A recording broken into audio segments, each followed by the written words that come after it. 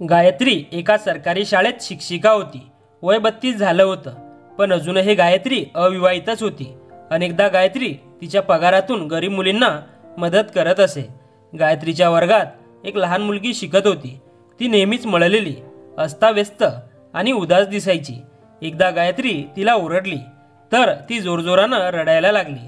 तेव्हा गायत्रीला समजलं की तिच्या आईचं निधन झालंय. गायत्रीला तिची फार दया आली. त्या दिवसानंतर गायत्री तिच्यावर खूप प्रेम करायला लागली. एक दिवस तिनं अक्षरशः जबरदस्ती करून गायत्रीला तिच्या घरी नेलं. तिथं गेल्यावर गायत्रीचं काळीज थरथरायला लागलं, कारण त्या घरात ती लहान मुलगी गायत्रीला ओढतच आत नेत होती. गायत्री असं एखाद्या अनोळखी घरात कसं काय जाऊ शकते? पण तिनं गायत्रीचा हात घट्ट धरला आणि गायत्रीला आत घेऊन गेली. गायत्रीचं तिच्याशी काही खास नातं नव्हतं, पण आता गायत्री तिच्या घरात उभी होती. आजूबाजूला पाहिलं आणि गायत्रीचं अंग अंग शहारून आलं. त्या घरात काहीतरी विचित्र वाटत होतं. स्पष्ट जाणवत होतं की इथं काहीच ठीक नाही. गायत्रीने इकडे तिकडे पाहिलं. तेवढ्यात समोरून एक माणूस गायत्रीच्या दिशेने आला आणि त्याच्या हातात एक विचित्र वस्तू होती. त्याने गायत्रीकडे बघितलं आणि गायत्री घाबरून किंचाळली. पण त्याचवेळी त्याने गायत्रीच्या तोंडावर हात ठेवला आणि म्हणाला, किंचाळू नकोस, नाहीतर सगळ्यांना कळेल. आता हे फक्त आपल्यातलं गुपित आहे. गायत्री एकदम तिथून गेली. आता इथून बाहेर कशी निघणार? काहीच सुचत नव्हतं. लहानपणापासून एक गोष्ट ऐकत आली होती, सौंदर्य हे देवाचं वरदान असतं. पण जसं जसं वय वाढत गेलं तसं तसं कळू लागलं की ते वरदान एक मोठी परीक्षा देखील आहे. कारण जे वरदान सगळ्यांना आकर्षित करतं तेच अनेकदा संकटाचं कारण ठरतं. गायत्री जरा शहाणी झाल्यापासूनच आजूबाजूचं लक्ष गायत्रीवर असल्याचं गायत्रीला सतत जाणवायचं. गायत्रीचे नातेवाईक, मैत्रिणी, शेजारी सगळे म्हणायचे, गायत्री म्हणजे आपल्या घराण्याचं झळाळतं रत्न आहे. हिच्यासारखी सुंदर मुलगी अनेक पिढ्यानंतरच होईल. गायत्रीचे मोठाले डोळे, नाजूक चेहरा, दुधासारखी गोरी त्वचा आणि लांब काळे केस, या सगळ्यामुळे लोक गायत्रीच्या रूपाचं कौतुक करतच राहायचे. पण गायत्रीला त्या गोष्टींमध्ये कधीच काही रस नव्हता. गायत्री पुस्तकांमध्येच मन रमवायची आणि शिक्षणालाच ध्येय मानायची. गायत्री कधी कोणत्या मुलाशी बोलली नाही, ना कधी कोणाला जवळ येऊ दिलं. आईवडिलांनी सुरुवातीला गायत्रीसाठी खूप स्थळं पाहिली, पण प्रत्येक वेळी काही ना काही कारण निघायचं. कधी आई म्हणायची मुलाकडचं वागणं पटलं नाही, तर कधी बाबा त्यांच्या नोकरीवर किंवा घरावर नाराज असायचे. आणि अशातच वर्ष जात गेली. गायत्री शिक्षण पूर्ण करून संगणक क्षेत्रात आली. अनेक खाजगी संस्था बदलत शिकवत राहिली, पण मेहनत खूप आणि पगार कमी असा अनुभव होता. शेवटी नशिबानं साथ दिली आणि गायत्रीला सरकारी नोकरी मिळाली. पहिल्यांदा पगार मिळाला तेव्हा गायत्रीने काही कपडे, दागिने किंवा महागड्या वस्तू घेतल्या नाहीत, तर शाळेतील मुलींसाठी उपयोगी वस्तू विकत घेतल्या. लहानपणापासूनच गायत्रीला दुसऱ्यांना आनंदात पाहूनच खरा आनंद वाटायचा. काळानुसार गायत्रीचे छोटे भाऊ बहीण मोठे झाले. त्यांचे विवाहही पार पडले. आई वडीलही या जगातून गेले आणि गायत्री पूर्णपणे एकटी झाली. घरात प्रचंड शांतता होती, पण गायत्रीने कधीच तक्रार केली नाही. उलट त्या शांततेला गायत्रीने उपासनेचं रूप दिलं. शाळेत अनेक मुली अशा होत्या ज्यांना पाहून मनात वेदना उमटायच्या की आजच्या काळात सुद्धा गरीबपणा मुलींच्या शिक्षणात अडथळा ठरतो आहे. पण त्यांच्यातली एक चैताली खूपच वेगळी होती. तिची अवस्था पाहून मन अक्षरशः तुटायचं. तिचे कपडे नेहमी फाटलेले, केस विस्कटलेले आणि बूट इतके खराब की त्यातून बोट बाहेर दिसायची. ती नेहमी डोळे खाली घालून बसलेली असायची आणि शांतपणे अभ्यासात रमलेली दिसायची. पण कधी कोणताही प्रश्न विचारायची नाही, कधी उत्तर द्यायची नाही, कोणाशी मैत्री नाही. कोणी जवळ आलं तरी दूर राहायची. गायत्रीने अनेक वेळा तिच्याशी बोलायचा प्रयत्न केला, पण ती प्रत्येक वेळी डोळे खाली घालायची आणि गप्प बसायची. तिच्या शांत डोळ्यात एक वेगळीच उदासी आणि भीती होती. जणू ती प्रत्येक क्षण अनोळखी भयाच्या सावटात जगत होती. तिचं वागणंही तिच्या वयापेक्षा जास्त प्रौढ वाटायचं, जसं काळानं तिचं बालपणच हिसकावून घेतलं आणि तिच्या नाजूक खांद्यांवर तारुण्याचं ओझं टाकलं. गायत्रीच्या मनात तिच्याबद्दल एक खास जागा निर्माण झाली होती, एक मृदू मायेची जागा. गायत्री तिच्यासाठी अधूनमधून काहीतरी आणायची. एकदा पाहिलं की तिच्या युनिफॉर्मचा गळा फाटलेला आहे, तर दुसऱ्या दिवशी गायत्री तिला नवीन युनिफॉर्म घेऊन आली. तिच्या त्या शांत निरुत्तर वागण्यातून कळायचं की तिला कुणाचं उपकार मानणे नको आहे, पण ती कधी काही बोलायची नाही आणि नकारही द्यायची नाही. त्यावेळेस गायत्रीने पाहिलं की तिचे बूट अगदीच फाटले होते आणि ती चालताना पाय ओढत चालत होती. तेव्हा गायत्रीने ठरवलं, यावेळी तिला नीटसे मऊ बूटच आणायचे. बाजारात खूप शोधाशोध केली, पण चैतालीच्या मापाचे आणि योग्य किमतीचे बूट शोधणं काहीसं कठीण होतं. शेवटी एक मध्यम आकाराचे मऊ कपड्याचे बूट आवडले. दुसऱ्या दिवशी जेव्हा ती शाळेत आली, तेव्हा गायत्रीने तिला थोडं बाजूला बोलावलं आणि ते बूट तिच्या समोर ठेवले. ती काही क्षण शांत उभी राहिली, मग नजर खाली घालून हळूहळू बूट उचलले आणि काहीही न बोलता तशीच निघून गेली. गायत्री तिच्या पाठोपाठ पाहत राहिली. मनात विचार आला, या मुलीच्या मनात कितीतरी गोष्टी लपलेल्या असतील, ज्या ती बोलून व्यक्त करू शकत नाही. कदाचित तिला बोलण्याची मुभास नसेल, कदाचित तिनं बोलण्याची इच्छाच मनातून मारली असेल. गायत्रीला जाणवत होतं ती काहीतरी सांगू पाहते, पण एखादी भीती किंवा काहीतरी अडचण तिच्या शब्दांना जणू बाहेर येऊ देत नव्हती. त्या दिवसानंतर गायत्री वारंवार विचार करू लागली की चैतालीच्या आयुष्यात असं नेमकं काय झालंय, ज्यामुळे ती या वयात इतकी शांत, गप्प आणि वेगळी बनली आहे. गायत्री तिच्याकडे पाहायची आणि गायत्रीला तिचं लहानपण आठवायचं. तेव्हाही आमच्या घरात गरिबीचं सावट होतं, पण तरीही गायत्रीचे आईवडील गायत्रीसाठी ढाल बनून उभे असायचे आणि चैतालीच्या चेहऱ्यावर मात्र कुठलीच ढाल नव्हती, फक्त एका मागोमाग एक जखमच दिसायच्या. गायत्रीने मनाशी ठरवलं, जेवढं तिच्या हातात आहे तेवढं या मुलीसाठी करत राहील, कारण बहुधा हेच तिचं खरं उद्दिष्ट असावं. कोणाच्या शांततेला आधार द्यायचा, कोणाच्या विवशतेला आवाज द्यायचा आणि एखाद्याचं हरवलेलं हास्य पुन्हा त्याच्या चेहऱ्यावर आणायचं. गायत्रीची एक सहाध्यायी शिक्षिका, तिची चांगली मैत्रीण स्टाफरूममध्ये गायत्री सोबतच बसायची. तीही शांत स्वभावाची होती, पण शब्दाआड दडलेली भावना लगेच ओळखायची. एक दिवस ब्रेकमध्ये त्या दोघी चहा घेत होत्या. बोलता बोलता गायत्रीने चैतालीचा विषय काढला. गायत्री बोलली, अगं एक सांग ना, ही चैताली नेहमी इतकी गप्प का असते? ना कुणाशी बोलते, ना कधी हसते, फक्त वर्गात येते, एका जागी बसते आणि सुट्टी झाली की तशीच निघून जाते. ना प्रश्न विचारते, ना संवाद साधते. गायत्रीच्या मैत्रिणीनं थोडा वेळ विचार केला आणि मग हळू आवाजात म्हणाली, कदाचित तिच्यासोबत काही वाईट घडलं असावं. गायत्री थोडीशी दचकून म्हणाली, काय? कसला वाईट प्रसंग? ती म्हणाली, अगं बघ ना, आजकालची परिस्थिती काय झाली. रोज कुणाच्या ना कुणाच्या आयुष्यात काहीतरी वाईट घडतंच, सांगणं कठीण आहे. गायत्री लगेच म्हणाली, बापरे, चैताली लहान आहे, एखाद्याच्या काळजाचा तुकडा आहे, कुणाची तरी मुलगी आहे, असं काही विचारायलाही नको. तिच्या शांतपणाचं काहीतरी वेगळं कारण असेल. घरच्या परिस्थितीमुळे ती अशी वागत असेल. तिच्या मैत्रिणीने खांदे उडवत म्हटलं, जे काही असलं तरी ती मुलगी खूपच त्रासात आहे.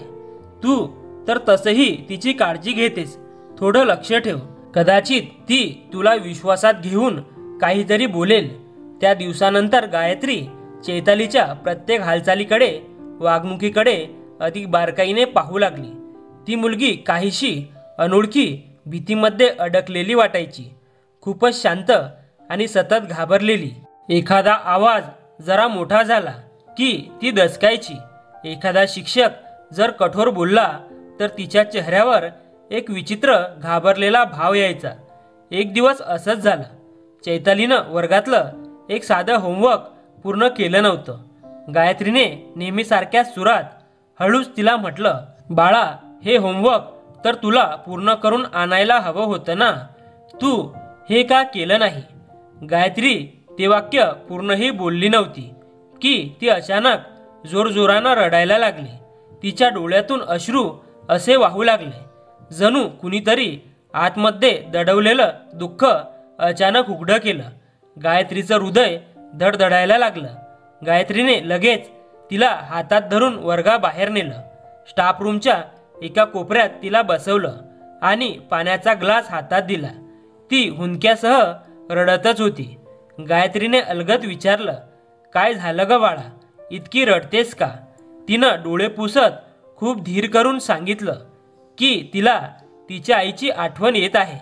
ती सुद्धा असंच ओरडायची. गायत्रीने थोडं गोंधळून विचारलं, कोठे आहे तुझी आई? तिनं डोळ्यात पाणी आणून शांतपणे उत्तर दिलं, माझी आई आता या जगात नाही, ती गेली. हे ऐकून गायत्रीचेही डोळे भरून आले.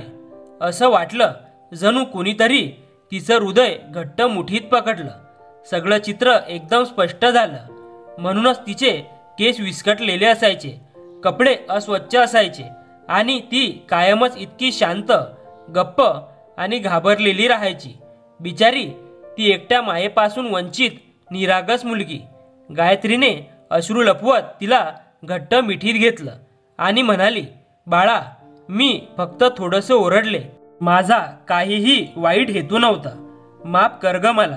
ती हुंदक्यामध्ये बोलली, काही झालं नाही, तुम्ही खूप छान आहात, तुम्ही माझी खूप काळजी घेताय, अगदी माझ्या मम्मीसारखी.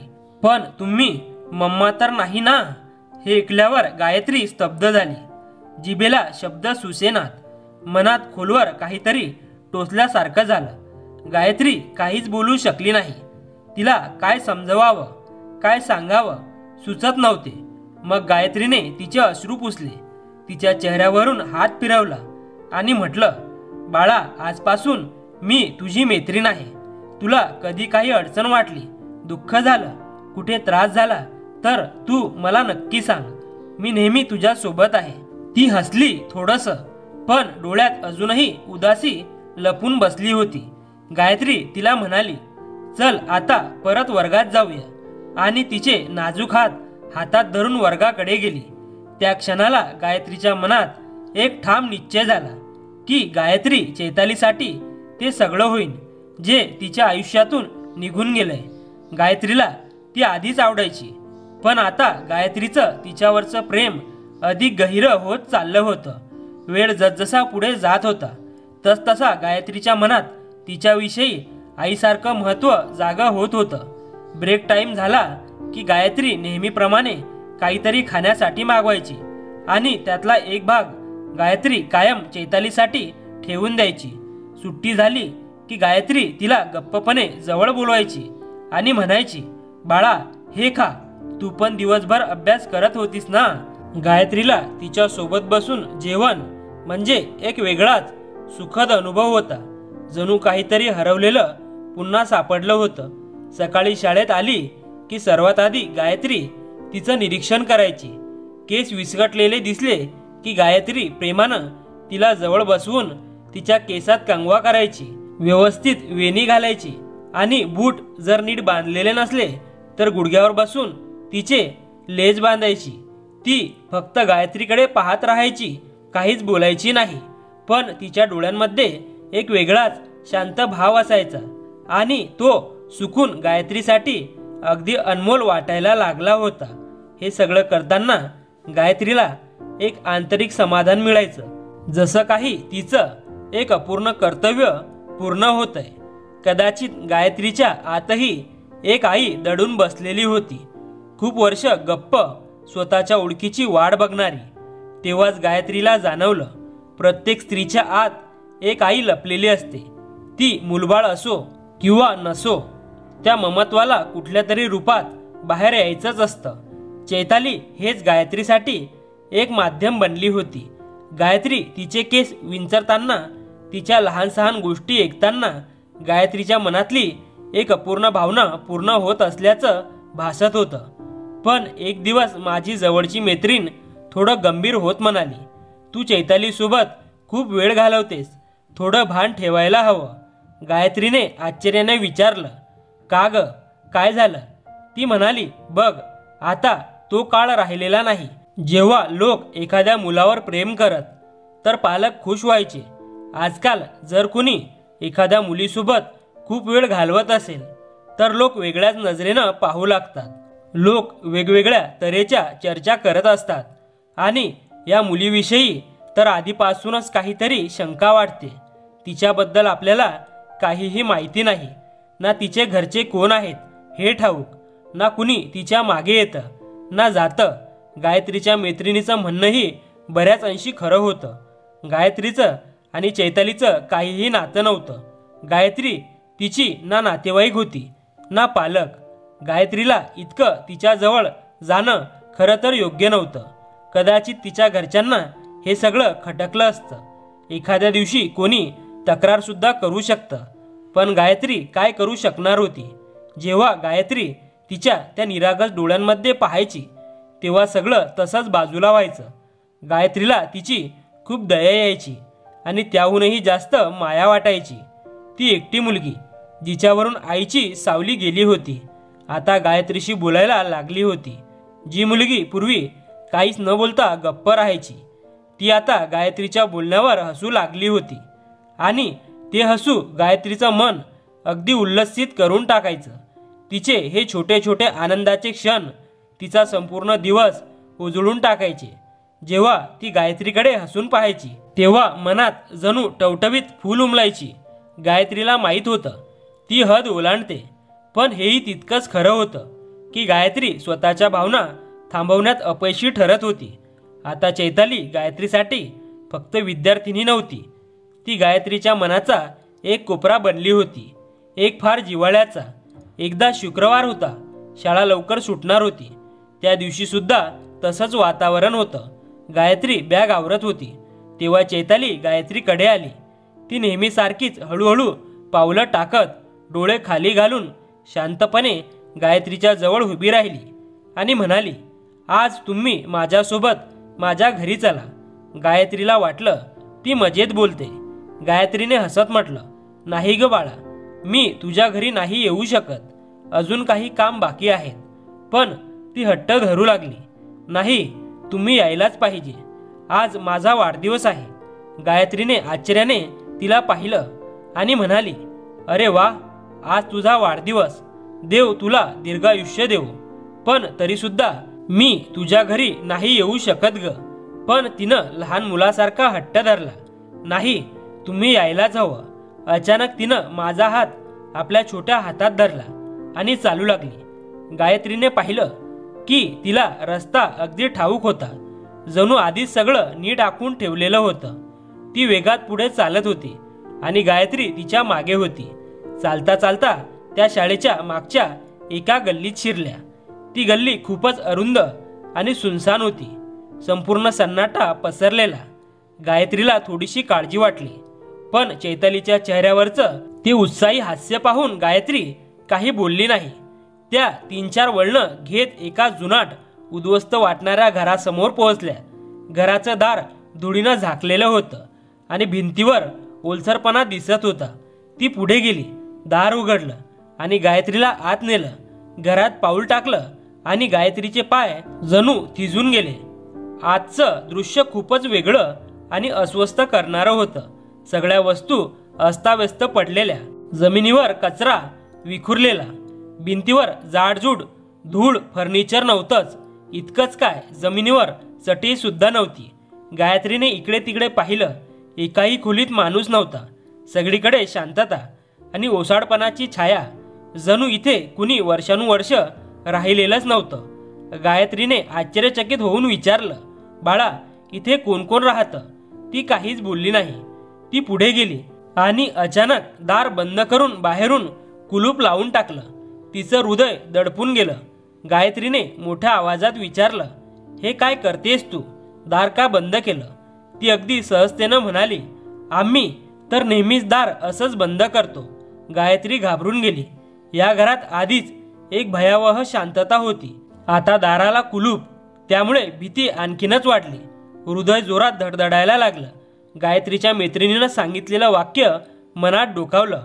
ही मुलगी थोडी संशयास्पद वाटते.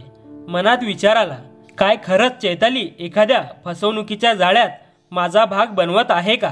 नाहीतर एक साधी शाळकरी मुलगी का एखाद्या शिक्षिकेला जबरदस्तीने घरी बोलावेल आणि मग दाराला कुलूप लावेल? मनात एक विचित्र घालमेल निर्माण झाली. गायत्री हळूच दरवाजाकडे वळली आणि कुलूप उघडण्याची विनवणी करू लागली. ती म्हणाली, आता मी कुलूप उघडणार नाही, आणि हसत हसत तेथून पळून गेली. तिच्या त्या खिदळण्यात एक विचित्र क्रूरपणा होता, जो तिच्या निष्पाप चेहऱ्याशी अजिबात जुळत नव्हता. गायत्री नकळत मागे सरकली आणि भिंतीला टेकली. तिचं लक्ष आतल्या खोलीकडे गेलं. तिथं एका अर्धवट उघड्या दरवाजावर नजर पडली. त्या फटीतून एका उंच मजबूत पुरुषाचा हात दिसत होता. तो आत बाहेर करत अस्वस्थपणे चक्रा मारत होता. गायत्रीने डोळे बारीक करून नीट पाहिलं. तो दिसायला रुबाबदार आणि भारदस्त होता, पण त्याच्या चालण्यात बैचेनी साफ दिसत होती. काळीज थरथरलं. गायत्रीने स्वतःच्या बोटात बोट घट्ट पकडली. मनात शंका, भीती, विचारांच्या गर्दीने खळबळ माजवली. गायत्री मनाशी म्हटली, आता मी खरंच अडकले या सुनसान मोडकळीस आलेल्या घरात, जिथं ना कोणी आपलं आहे, ना कोणी बाहेर वळवणार. आपल्या अस्तित्वाबद्दल बाहेर कोणाला कळणं अशक्यच होतं. गायत्री देखणी होती, आर्थिकदृष्ट्या स्वतंत्र होती, आणि अशा वेळेस काहीही अनपेक्षित घडू शकतं. गायत्रीला वाटू लागलं, गायत्री कदाचित एखाद्या मोठ्या कडात अडकलीये आणि आता इथून सुटका होणं अशक्य आहे. थोड्या वेळाने तो माणूस हळूहळू गायत्रीच्या दिशेने यायला लागला. त्याचे पाय गायत्रीच्या हृदयाच्या ठोक्याप्रमाणे जड वाटत होती. गायत्री भिंतीला बिलगली आणि डोळे बंद करून देवाचं नाव घ्यायला लागली. तो सावधपणे पुढे आला. त्याच्या हातात काहीच नव्हतं, पण त्याच्या मांडीवर एक छोटंसं मूल होतं, सुमारे 1.5 वर्षाचं. त्या मुलाचे कपडे फाटके आणि चेहऱ्यावर एखाद्या जुन्या आजाराचा थकवा दिसत होता. तेवढ्यात दुसऱ्या खोलीतूनही रडण्याचे आवाज येत होते. जणू अजून एक मूल तिथं होतं. गायत्री तशीच स्थिर बसून राहिली. काळजात धडधड होत होती. पण जेव्हा तो गायत्रीच्या जवळ आला, तेव्हा त्याच्या डोळ्यात एक वेदना आणि थकवा दिसला, ज्यामुळं मनाला थोडा दिलासा मिळाला. तो थांबून म्हणाला, आपण कोण? गायत्रीने पटकन उत्तर दिलं, चैताली मला जबरदस्तीने इथे घेऊन आली. म्हणाली आज तिचा वाढदिवस आहे. मी तिची टीचर आहे. माझं नाव गायत्री आहे. गायत्री प्रयत्न करत होती की तिचा आवाज ठाम आणि संयमी वाटावा, जेणेकरून गायत्रीच्या आतल्या घबराटीची जाणीव त्याला होऊ नये. तो थोडा वेळ गायत्रीकडे पाहत राहिला. मग हळूहळू म्हणाला, आपण गायत्री आहात. मला आपल्याबद्दल माहिती आहे. चैताली नेहमी आपल्याबद्दल सांगते. गायत्री थक्क झाली की हा माणूस मला आधीपासून ओळखतो. त्याच्या बोलण्यात अजिबात फसवणूक नव्हती. उलट थकलेला पण नम्र आणि सुसंस्कृत बोलणं होतं. ते म्हणाले, माफ करा, घराची अवस्था खूपच खराब आहे. मग तो हळूहळू एका कोपऱ्यात असलेल्या चारपाईकडे गेला. तिथं कपडे पडले होते. त्याने ते बाजूला केले, हाताने थोडं झाडलं आणि म्हणाला, आपण इथे बसा. गायत्री चारपाईवर बसली आणि त्या बाळाकडे नीट पाहिलं. ते नुकतंच झोपेतून जागं झालं होतं, पण दिसत होतं की ते भुकेलं आहे. त्याचं रडणं आता सौम्य हळूहळू हुंदक्यामध्ये बदललं होतं. गायत्रीने हळू आवाजात विचारलं, हे मूल कोण आहे? त्याने शांतपणे सांगितलं, हा चैतालीचा भाऊ आहे. याला अजून एक जुळं भाऊ आहे. दोघं जुळे जन्मले. त्यांची आई बाळंतपणानंतर काही दिवसातच गेली. ती फार अशक्त झाली होती. तिला खूप रक्ताची कमतरता होती. गायत्री निशब्द झाली. काही बोलायला शब्द उरले नव्हते. मग गायत्रीने विचारलं, ही मुलं खूप लहान आहेत. आपला कोणी नातेवाईक नाही का जे मदत करू शकतील? तो खोल श्वास घेऊन म्हणू लागला, नाही, या मुलाचं कोणीच नाही. यांची आई एका खालच्या जातीची होती. माझ्या घरच्यांनी तिला स्वीकारलंच नाही. मी तिच्यावर प्रेम केलं आणि लग्न केलं. तेव्हा माझ्या सगळ्या नातेवाईकांनी आमच्यासोबत संबंध तोडला. या मुलीच्या आईचं या जगात कोणीच नव्हतं आणि माझ्या घरचे म्हणायचे, ही झाडूवाल्यांची पोरं आहेत, आपल्याला काय देणं घेणं. मी त्यांना समजावत राहिलो, विनवत राहिलो, पण त्यांनी एकूणही ऐकलं नाही आणि मला एकटंच सोडून दिलं. तेव्हापासून मीच ही 2 मुलं सांभाळतोय आणि चैतालीला शाळेत ठेवण्याचा प्रयत्न करतोय. जर परिस्थिती चांगली असती तर मी तुमच्यासाठी काहीतरी जेवणाचं तरी केलं असतं, पण सध्या घरात काहीही नाही. गायत्री हळूच म्हणाली. हे सगळं ऐकून खूप दुःख झालं, पण मनात एक प्रश्न अजूनही खदखदत होता. दरवाजावर कुलूप का लावलं? त्याने गायत्रीच्या नजरेतल्या प्रश्नांचा अंदाज घेत म्हणाला. तुम्ही विचार करत असाल की चैतालीने दरवाजावर कुलूप का लावलं? खरं तर हे कुलूप आम्ही नेहमीच लावतो, जेणेकरून चैताली कुठे बाहेर न निघून जावं. ती कधी कधी खूप अस्वस्थ होते आणि शांतपणे घराबाहेर पडते, मग हरवते. म्हणूनच मी सवय लावली आहे की दरवाजाला कायम कुलूप लावायचं. कदाचित या सवयीने तिनंही तुमचं येणं झाल्यावर लगेच कुलूप लावून टाकलं असेल. गायत्रीच्या मनात आलं, तो खरंच खरं बोलतोय. त्याच्या डोळ्यात काहीही खोटं नव्हतं. तो म्हणाला, तुम्ही जायचं म्हणत असाल तर मी लगेच कुलूप काढतो. त्याने खिशातून एक चावी काढली आणि दरवाजा उघडला. गायत्रीने बाहेर पडताना एकदा मागे वळून त्याच्याकडे पाहिलं. त्याचे विस्कटलेले केस, काळजीचा चेहरा आणि मांडीवर बाळाला हळूवार थोपटणं. त्याने शांतपणे मान झुकवून गायत्रीला निरोप दिला. गायत्री घरी परतली खरी, पण संपूर्ण रात्र गायत्री फक्त जागीच होती. मनात सतत तेच दृश्य फिरत होतं. ते छोटं जीर्ण घर, ती थकलेली मुलं, ती मोडकळीची चारपाई आणि सगळ्यात जास्त चैताली, जिचा वाढदिवस होता. तिनं कदाचित या आशेने गायत्रीला बोलावलं होतं की गायत्री काही क्षण त्यांच्या एकाकीपणात सहभागी होईल. कदाचित ती एवढंच पाहत होती की कुणीतरी त्यांच्या दुःखाचा साक्षीदार व्हावा. गायत्रीच्या मनात एक अपराधी भाव होता आणि वेदना देखील. चैताली, जी दररोज हसून गायत्रीच्या प्रश्नांना उत्तर द्यायची, तिच्या आत एवढं मोठं दुःख लपलेलं होतं हे गायत्रीला कधी जाणवलंच नव्हतं. गायत्रीची एक काकू होती जी नेहमी टोमणे मारायची. ती म्हणायची, तू मेल्यावरही कधी कुणाच्या कामाची पडायची नाही. तिच्या बोलण्यात नेहमी विष असायचं. ती म्हणायची, हिचं लग्न कधीच होणार नाही. हिच्या नशिबात फक्त एकटेपणा आहे. लहानपणापासून गायत्रीला याचं फार दुःख व्हायचं, पण गायत्री कधी काही बोलली नाही. मनात एक छोटंसं स्वप्न मात्र कायम होतं. एक छोटंसं घर असावं, त्यात माझा नवरा असावा, माझी मुलं असावीत. मी त्यांच्यासाठी स्वयंपाक करावा, त्यांना शाळेसाठी तयार करावा, त्यांची काळजी घ्यावी. पण काळ सरकत गेला. गायत्रीच्या बहिणी त्यांच्या संसारात रमल्या. भावांनी स्वतःचं आयुष्य वेगळं उभारलं. त्यांना माझी आठवणही यायची नाही. गायत्रीने फोन केला नाही तर महिनोमहिने त्यांनी तिचं नावही घेतलं नाही. जणू गायत्री त्यांच्या आयुष्यात नव्हतीच. नंतर गायत्रीने चैतालीच्या घरी जायला सुरुवात केली. पहिल्यांदा गेली तेव्हा मन सुन्न झालं. घराची अवस्था फारच वाईट होती. गायत्रीने संपूर्ण घर स्वच्छ केलं, भांडी घासली, कपडे धुतले आणि मग त्या मुलांना सांभाळायला अरुणला मदत केली. गायत्रीने त्याचे आभार मानले. तो त्या मुलांची एवढ्या प्रेमाने काळजी घेत होता. आता गायत्री दर 2-3 दिवसांनी तिथे जायला लागली. स्वतः स्वयंपाक करून नेई, त्यांना खाऊ घाली, आंघोळ घाली, झोपवायचा प्रयत्न करायची. एक स्त्री आपल्या घरी जसं करते तसं सगळं गायत्रीला त्या मुलांवर खरंच प्रेम वाटायला लागलं होतं. चैताली गायत्रीला बिलगून म्हणायची, माझी मम्मा तुमच्यासारखी होती. गायत्री जेव्हा परत यायची तेव्हा मन भरून यायचं, डोळ्यात पाणी दाटून यायचं. एक दिवस अरुणने गायत्रीला थांबवलं. म्हणाला, लोक विचारतात ही बाई कोण आहे, ही काय येते तुझ्या घरी वारंवार. मला नको वाटतं की तुझं नाव खराब व्हावं. तू आमच्या मुलांसाठी खूप केलं आहेस. गायत्री, तुझे उपकार कधीच विसरणार नाही. गायत्रीने शांतपणे त्यांचं सगळं बोलणं ऐकलं. तो पुढे म्हणाला, ज्यांनी आपल्या वाईट काळात साथ दिली, आपण त्यांच्याच वाईट काळात कारण कसं बनवू शकतो. जेव्हा नात्यांना नाव नसतं, लोक खूप काही बोलतात, आरोप करतात, गैरसमज पसरवतात. आपल्याला हे सगळं झेलावं लागतं. गायत्रीने त्याच्या डोळ्यात पाहिलं आणि हळू आवाजात म्हटलं, तुम्हाला जर काही वाटत नसेल तर या नात्याला एखादं नाव द्या, जेणेकरून लोकांचं बोलणं थांबेल आणि आपल्यालाही कधी लाज वाटणार नाही.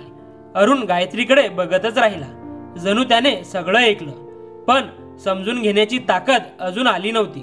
तो चकित होऊन म्हणाला, काय म्हणत आहात? गायत्रीने नजर खाली झुकवली आणि म्हटलं, मी स्वतःहून हे सगळं बोलू शकत नाही, पण जर तुम्हाला वाटलं तर मी कायमचं या घरात राहायला तयार आहे. त्याने अचानक त्याचा चेहरा हाताने झाकला आणि रडायला लागला. गायत्री घाबरून गेली. तिने विचारलं, तुम्ही रडत का आहात? तो म्हणाला, हे आनंदाचे अश्रू आहेत. मला ही गोष्ट तुम्हाला सांगायची होती, पण मी थोडा संकोचात होतो. मला वाटत होतं असं नको व्हायला की तुम्हाला वाटेल की मी स्वार्थीपणानं सांगतोय की मला मुलांसाठी एक बाई हवी आहे, पण तसं काही नाही. गायत्री त्यांचं बोलणं पूर्ण होण्याआधीच म्हणाली, मुलांची जबाबदारी असो किंवा नसो, मला तुमच्यासोबत राहायचं आहे. या घराचा एक भाग व्हायचा आहे आणि या मुलांना मला माझ्या लेकरांसारखं वाढवायचं आहे. त्या दिवशी अरुणनं गायत्रीला पुढचं काहीही बोलू दिलं नाही. त्याने स्वतः पुढाकार घेतला. काही दिवसांनी तो त्याचे काही जवळचे नातेवाईक घेऊन गायत्रीच्या घरी आला. गायत्रीने तिच्या काकूला बोलावलं आणि घरातले काही वडीलधारी लोकही उपस्थित होती. त्यांच्या समोर अत्यंत साधेपणाने, ना ढोलताशा, ना दागिने, ना मोठा खर्च, गायत्री आणि अरुणचं लग्न पार पडलं. फक्त दोन मनाचं पवित्र बंधन जुळलं. गायत्रीचं घर स्वतःचं होतं. अरुण भाड्याच्या घरात राहत होता. गायत्रीने त्याला म्हटलं, हे घर आता आपलं आहे. तू आणि मुले इथेच या. आता तो तिचा नवरा होता आणि ती दोन छोटी मुलं तिची मुलं होती. गायत्री त्यांची खरी आई झाली होती. घरातल्या जबाबदाऱ्या त्यांनी दोघांनी वाटून घेतल्या. सकाळी गायत्री शाळेत जायची तेव्हा तो मुलांचं पाहणं करायचा. संध्याकाळी तो कामावर गेला की गायत्री मुलांची काळजी घ्यायची. आमचं आयुष्य एक सुंदर शांतशीर रुटीनमध्ये गेलं. ना भांडण, ना तक्रारी, ना कुठलीही कमतरता, ना अतिरिक्त अपेक्षा, फक्त एकमेकांची साथ आणि काळजी. गायत्रीला कधी स्वप्नातही वाटलं नव्हतं की तिच्या नशिबात असं सुंदर पूर्ण घर असेल. एक नवरा जो तिच्या भावना समजेल, मुलं जी गायत्रीला बिलगून झोपतील, गायत्रीच्या हाताचं अन्न प्रेमाने खातील, तिचं प्रत्येक बोलणं मन लावून ऐकतील, गायत्रीच्या आशीर्वादाने मोठे होतील. गायत्री आतून जितकी एकटी रिकामी वाटायची, आता तितकीच भरून निघाली होती. गायत्रीच्या आतली स्त्री आता समाधानी होती, पूर्ण होती, खूप आनंदी होती. जिचं आयुष्यभर एकच स्वप्न होतं, तिचं स्वतःचं घर असावं. आता कोणी काही बोलो, काहीही टोमणे मारो, काहीही फरक पडत नव्हता. कारण आता गायत्रीला स्वतःला खात्री होती की ती कुणाच्या तरी आयुष्यात उपयोगी आली होती. गायत्री ती नव्हती जिच्यावर काकू नेहमी तोंड सुख घ्यायची. ती मेल्यावरही कुणाच्याही उपयोगी येणार नाही. आता गायत्री एक पत्नी होती, एक आई होती आणि एक घर सांभाळणारी बाई होती. आणि गायत्रीला याचाच सगळा मोठा अभिमान होता. आपल्या समाजात कुणावर तरी टीका करणं फार सोपं आहे, पण कुणाच्या आयुष्यात खऱ्या अर्थानं साथ देणं हे सगळ्यात अवघड काम आहे. लोक दुसऱ्यांच्या आयुष्याबाबत मत देण्यास मागे पुढे पाहत नाहीत, पण जेव्हा कुणाला खरंच आधाराची गरज असते तेव्हा सगळे गुपचूप निघून जातात. अशा कितीतरी स्त्रिया आहेत ज्या आपलं आयुष्य जगत असतात, पण त्यांच्या नशिबात कुणाचंही नाव जोडलेलं नसतं. कुणी दरवाजा उघडत नाही, कुणी हात पुढं करत नाही, कुणी त्यांना आपलंसं करत नाही. दुसऱ्या बाजूला असे कितीतरी पुरुष आहेत जे पत्नीच्या जाण्यानंतर एकटे पडतात. त्यांच्यावर मुलांची जबाबदारी असते, पण त्यांच्याकडे कुणी स्त्री पुन्हा पाहत नाही. समाज त्यांना ओझं मानतो. हा एक असा शून्य आहे जो तो समजू शकतो, जो स्वतः यातून जातो.